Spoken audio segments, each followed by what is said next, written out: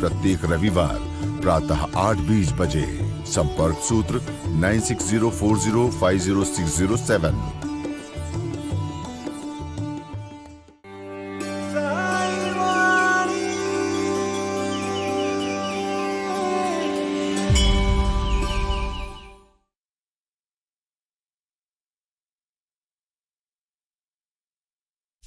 नमस्कार, साई वाणी में आपका सबका स्वागत। मेरे प्रिय, प्रारंभ करो, जारी रखो, इसी विचारधारा से हम जुड़े और बहुत सारी चीज़ों को हमने अपने जीवन में सुधारने के लिए और बदलने के लिए प्रयास किया।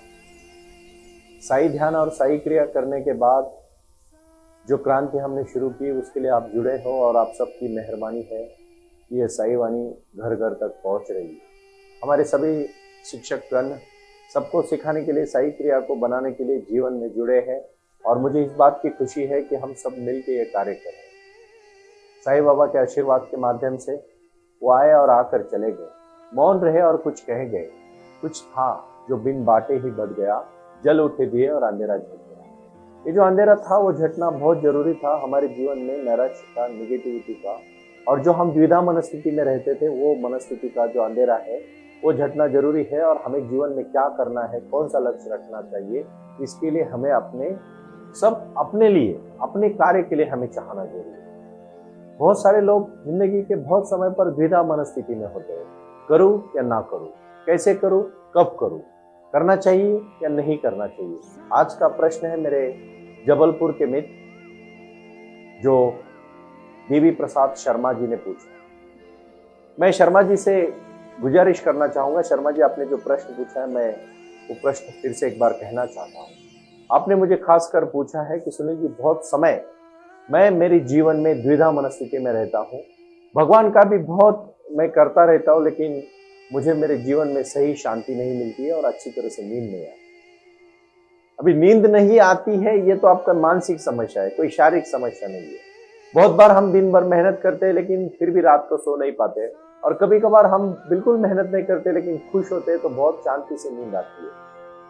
एक भाषा, एक शब्द होता है, शब्द से शास्त्र नहीं गने जाते। मैं बहुत सारे लोगों के बारे में कहना चाहता हूँ, इतने सारे ज्ञानी लोग हैं लेकिन वो समझदार नहीं है, और जब समझदार नहीं होते तो कुछ भी नहीं होता।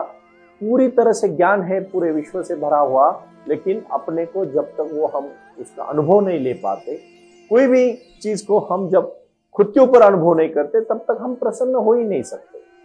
मैं बहुत सारी कहानियां कहता हूं, मैं इसके लिए, आप जब कहते हो कि मैं प्रसन्न नहीं रहता, इसके लिए मैं छोटी सी कहानी कहना चाहता हूं। कहानी बड़ी प्रीतिपूर्ण है। कहानी एक राजा की कहानी। मैं राजा का प्रतिनिधित्व इसलिए कहानी में जोड़ देता हूं कि ये राजा दूसरा तीसरा कोई नहीं, आप भी हो सकते हैं, क्योंकि बात ठीक से समझो। एक बार एक बहुत महान पंडित, वो पहले संसार में था और बाद में वो सन्यासी बना। उसने बहुत बड़ा आश्रम शुरू किया था और हर बार वो हर अपने प्रवचन में कहता था कि मैंने बहुत त्याग किया, पूरी संपत्ति मैंने दान कर दी, मैंने इतना दान किया। तो उसके पास एक ज्ञानी पुरुष आता है 30 साल के बाद और कहता है कि आपने कितने साल पहले दान किया? बोलता है, एकदम फटाक से बोलता है, 30 साल पहले, और मैंने इतना करोड़ों का दान किया। तो उसका चेहरा एकदम खुलता है, देखने लायक है। तो उस समय वो सन्यासी कहता है कि कैसे दान किया? बोले, मैंने पूरी एक दिन उठा, मुझे ज्ञान प्राप्त हुआ और मैंने संपत्ति को लात मारी। तो वो ज्ञानी इंसान कहता है, शायद आपने जोर से लात नहीं मारी। अगर क्यों, ऐसा क्यों आप बोल रहे हो? अगर आप जोर से लात मारी होते तो 30 साल तक उस पैसे को याद नहीं रखते। यही तो हम कर रहे हैं। हम हमारी समस्या को जोर से लात ही नहीं मारते, हम थोड़ा थोड़ा खुश होते।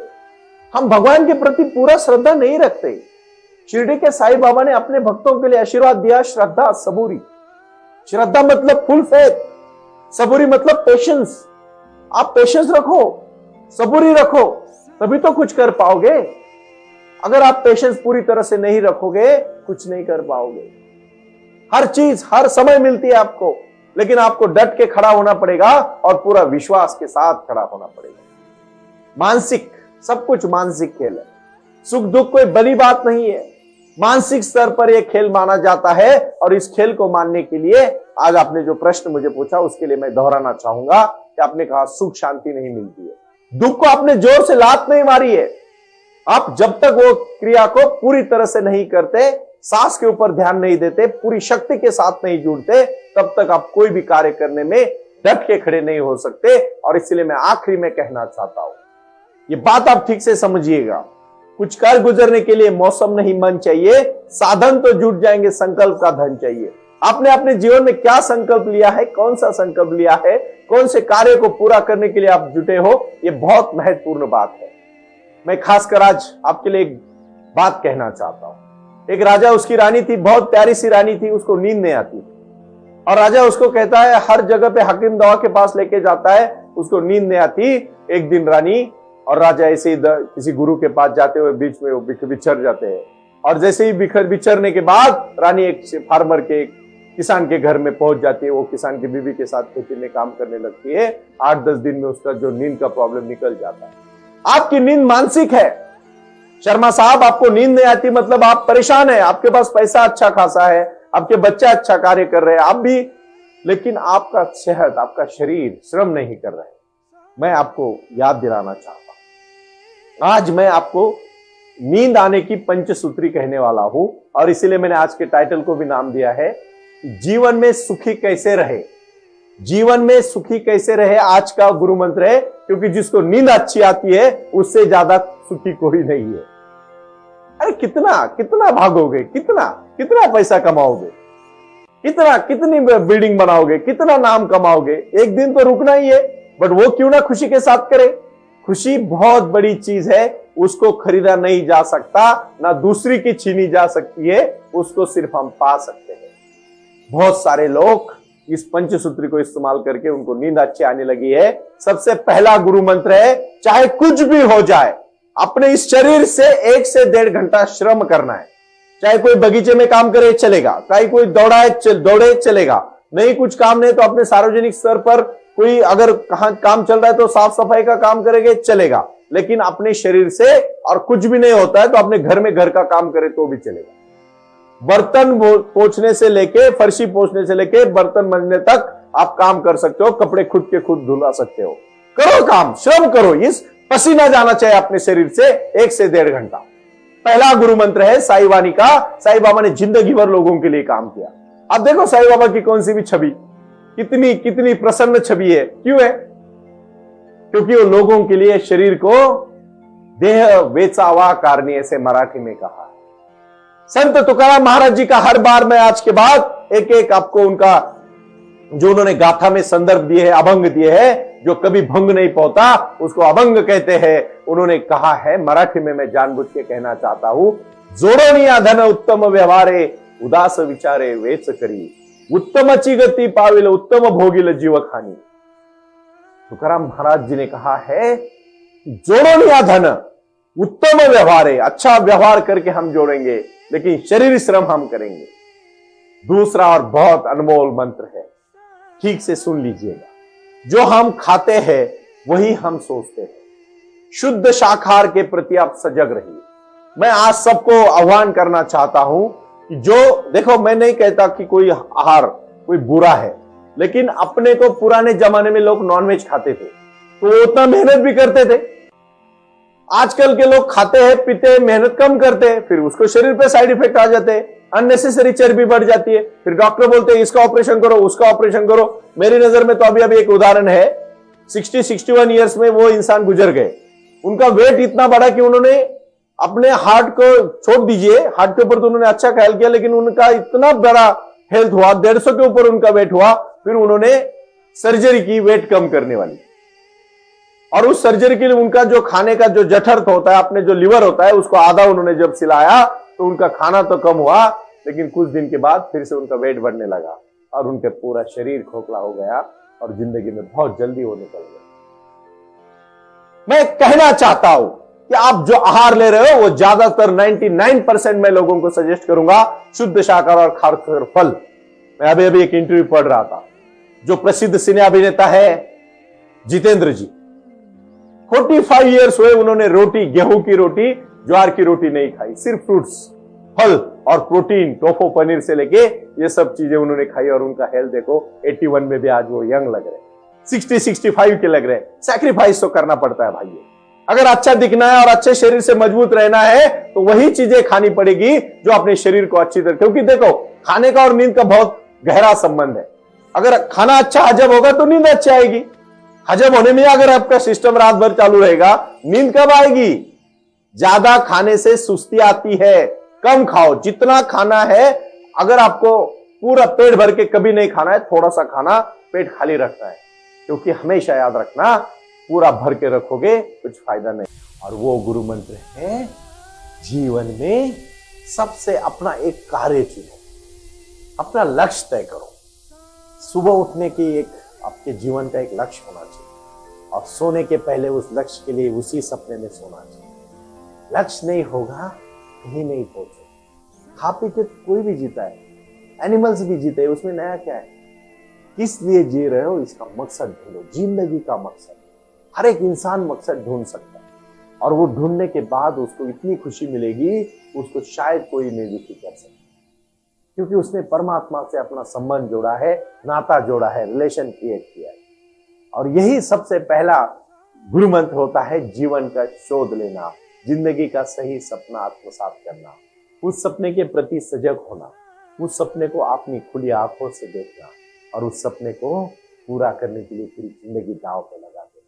सपना बड़ा देखो भाई, और उसमें दूसरों का कल्याण होना चाहिए, उसमें अपना हित होना चाहिए, उसमें अपनी सेहत ठीक होनी चाहिए, उसमें अपने विचार सच्चे होने चाहिए, उसमें प्रसन्नता होनी चाहिए, उसमें क्रियाशीलता होनी चाहिए, उसमें कर्तव्य होना चाहिए। Age is number, only number. आप अपनी अच्छी भाषाएं सीखो, आप अपनी भाषा पे प्रभुत्व लाओ, आप अपने परिवार को अच्छा कार्य करके दिन अच्छे लाओ, उनके लिए मेहनत करो, सजगता के साथ काम करो, अपने जैसे अपने 4 लोगों को उनके पैर पे खड़ा करो और फिर देखो जिंदगी कितनी सुंदर है, कितना आयुष्य सुंदर होता है, कितना कितना कितना मजा आता है अच्छी जिंदगी जीने में। वो लक्ष्य तय करना बहुत जरूरी है। और आखिरी और 5वीं बात मैं कहूंगा, आप बोलोगे लक्ष्य का और सोने का, नींद आने का क्या संबंध है? बहुत गहरा संबंध है। जो इंसान प्रसन्न होता है ना, वो 8 घंटे की बहुत अच्छी नींद लेता है, लेकिन जो चिंतित होता है ना, वो 2 घंटा भी सो नहीं पाता है।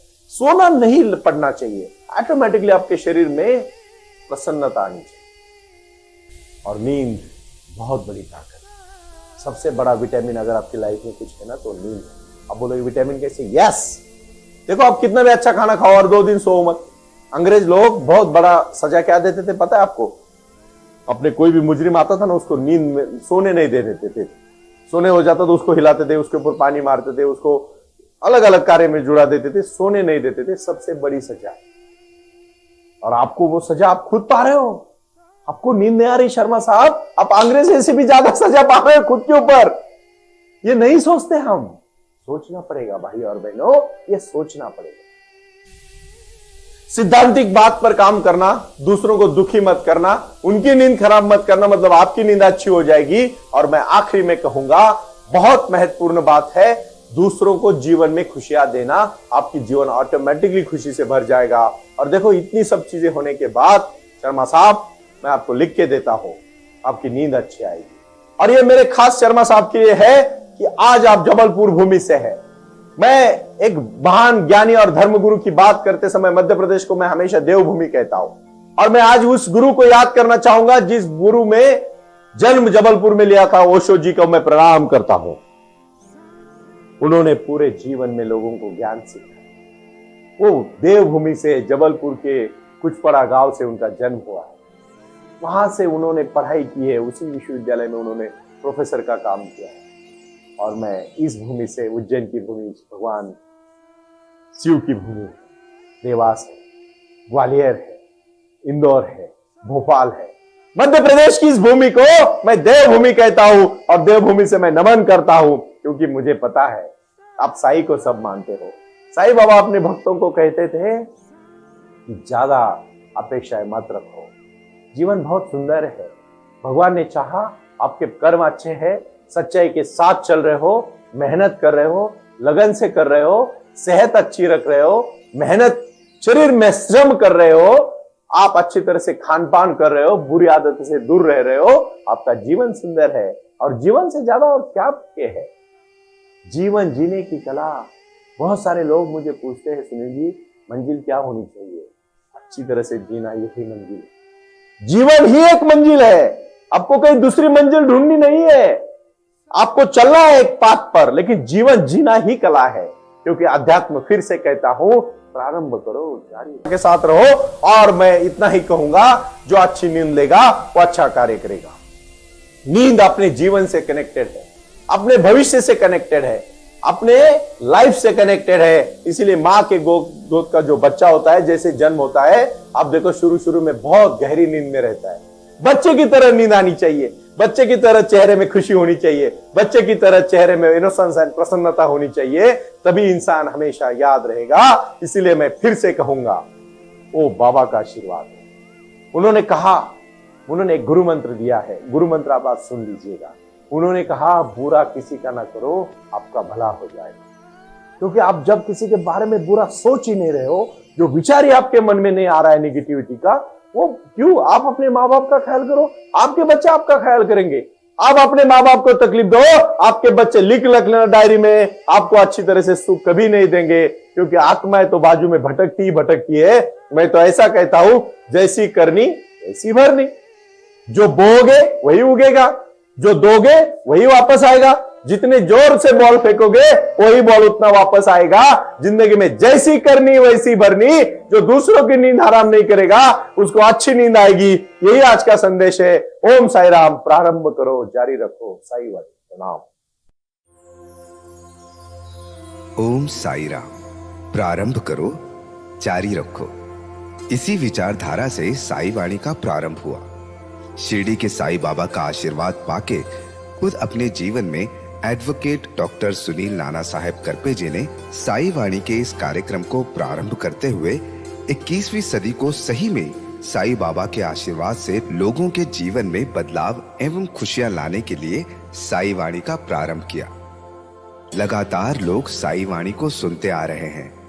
साई कृपा जो साई ध्यान से जुड़ी हुई है, क्योंकि मेडिटेशन ही एक ऐसी शक्ति है जो जीवन में क्रांति ला सकती है, बदलाव ला सकती है और खुशियां दे सकती है।